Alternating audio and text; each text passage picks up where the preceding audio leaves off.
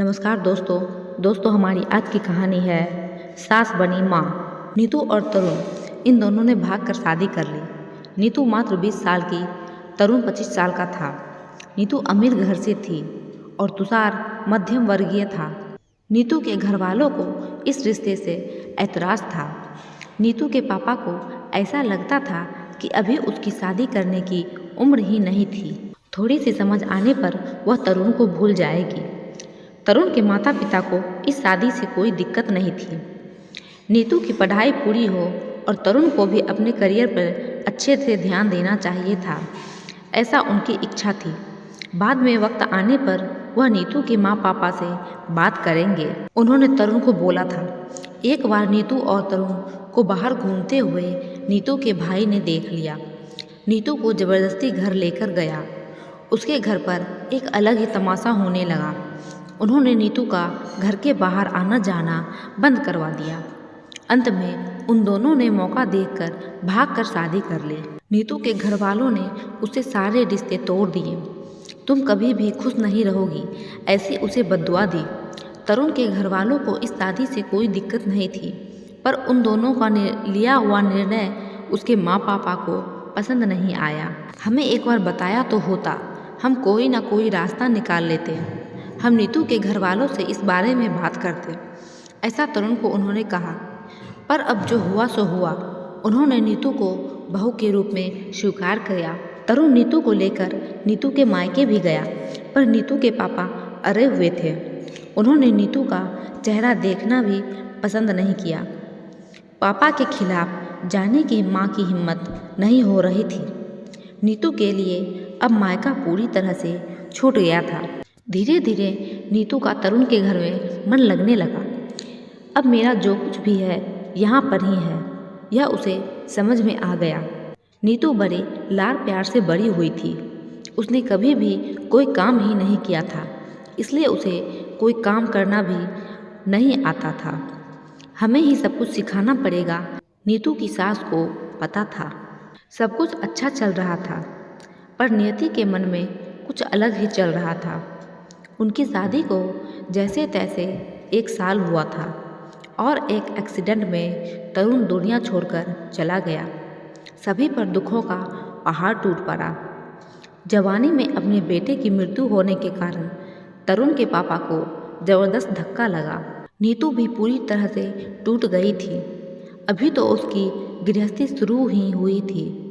नीतू के मायके वालों को भी यह बात मालूम पड़ी, तब भी नीतू के मायके वाले कोई भी नहीं आए। तरुण की माँ इन सब में धैर्य से बर्ताव कर रही थी। तरुण के अंतिम संस्कार होने के कुछ दिन बाद उन्होंने नीतू को उसके मायके को छोड़ आने का निश्चय किया। नीतू अपने मायके जाने के लिए तैयार नहीं थी। उन्होंने नीतू को बहुत समझाने की कोशिश की। बेटी, तुम्हारे सामने पूरी जिंदगी पड़ी है, इसे बर्बाद मत करो। मैं बात करूंगी तुम्हारे माँ पापा से। ज़रूरत पड़ी तो मैं उनके पैर तक पकड़ लूँगी। उसे समझाकर वह उसे उसके मायके लेकर गई, पर वहाँ भी उन्हें निराशा ही मिली। उसके मायके वालों का गुस्सा नीतू पर से कम नहीं हुआ था। तरुण की माँ के बहुत मनाने के बाद भी उन्होंने नीतू को माफ़ नहीं किया। नीतू के पापा ने कहा, आपको वह बोझ लग रही होगी तो उसे कुएं में धकेल दो। तरुण के पापा नीतू को वापस लेकर घर आ गए। नीतू के वापस घर आने से घर के बाकी लोग थोड़े नाराज थे। अब नीतू को कोई भी खुले मन से स्वीकार करने के लिए तैयार नहीं था। कुलक्षणी अपशगुनी पोते को निगल गई, मेरे बेटे को भी अब निकल जाएगी। ऐसा बोलकर तरुण की दादी नीतू को ताने दे रही थी। यह सब नीतू को सहन नहीं हो रहा था। उसने ठान लिया कि यहाँ से दूर निकल जाना चाहिए। रात को सबके सो जाने के बाद घर छोड़कर जाने ही वाली थी कि तभी उसकी सास, जो जग रही थी, उन्होंने नीतू को रोका। पूछा, कहाँ जा रही हो? माँ, मुझे जाने दीजिए, मैं अपशगुनी हूँ। मेरी वजह से यहाँ सब हुआ। मैं तरुण की ज़िंदगी में नहीं आती तो हमारी शादी नहीं हुई होती, तो आज वह जिंदा होते। पापा की भी यह हालत नहीं होती। मुझे जाने दीजिए, मैं यहाँ नहीं रह सकती। मैं मर जाऊँगी, पर अब यहाँ नहीं रहूँगी। सच में मेरे यहाँ आने से इस घर की सारी खुशियाँ चली गई। मुझे यहाँ रहने का कोई अधिकार नहीं है। नीतू रोते रोते सब बोल रही थी। उसकी सास ने पहले उसे शांत किया। नीतू, तुम दोनों मिले ही नहीं होते तो तुम्हारी शादी ही नहीं हुई होती। तो उस दिन उस ट्रक ड्राइवर ने नशे में गाड़ी नहीं चलाई होती, तो रास्ते पर लोगों ने तुषार को वक्त पर अस्पताल ले गए होते तो बहुत कुछ बचा होता। लेकिन बेटा, अब वक्त निकल गया है इन सब बातों पर विचार करने का। तरुण तो मेरा बेटा था, मेरी क्या अवस्था हुई होगी। इन सब बात में एक बार तो विचार किया क्या तुमने? तरुण तो चला गया और अब तुम भी छोड़कर चली जाओगी मुझे। नीतू, तुम मुझ पर बोझ थी, इसलिए मैं तुम्हें तुम्हारे मायके छोड़ने नहीं गई थी। तुम्हारे सामने पूरी जिंदगी है। किसी के चले जाने से हम जीना तो नहीं छोड़ सकते।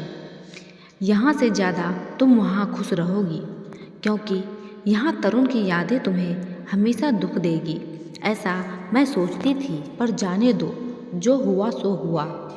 अब तुम अपनी पढ़ाई पूरी करोगी, मैं तुम्हारे साथ हूँ।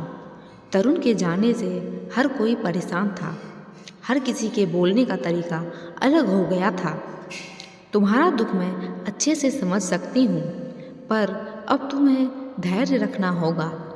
लोगों की बातों को नज़रअंदाज करना होगा। तुम मुझसे वादा करो कि तुम कोई भी गलत फैसला नहीं लोगी। मैंने मेरा जवान बेटा खो दिया है और बेटी को खोना नहीं चाहती। सास की बात सुनकर नीतू को रोना आ गया। उसने अपने सास को गले लगाया। माँ, मैं कहीं नहीं जाऊँगी आपको छोड़कर। आप जैसा कहेंगी मैं वैसा करूँगी। नीतू की सास भी आज मन भरकर रोई। नीतू मन लगाकर पढ़ाई की। अब वह बहू नहीं, उस घर की बेटी बन गई। बहुत सारे ताने, बहुत बुरी बातें सुनी, लेकिन उसकी सास माँ की तरह हर कदम पर उसके साथ थी। वह दोनों एक दूसरे की ताकत बनी। नीतू IAS अधिकारी बनी। अब उसे दोष देने वाले लोगों का मुंह बंद हो गया। नीतू के मायके वालों को भी यह बात पता चली। उसके पापा के अलावा मायके के सभी लोग उसे पूछने लगे थे। सास ने अच्छा लड़का देखकर नीतू की दूसरी शादी करवा दी। शादी के बाद भी नीतू अपनी इस माँ को कभी नहीं भूली। नीतू ने अंतिम समय में सास की दिन रात सेवा की। सास के रूप में नीतू को जिंदगी जीना सिखाने वाली माँ मिली थी। तो दोस्तों, कैसी लगी आपको आज की कहानी? अगर अच्छी लगी हो तो वीडियो को लाइक और चैनल को सब्सक्राइब करना ना भूलें।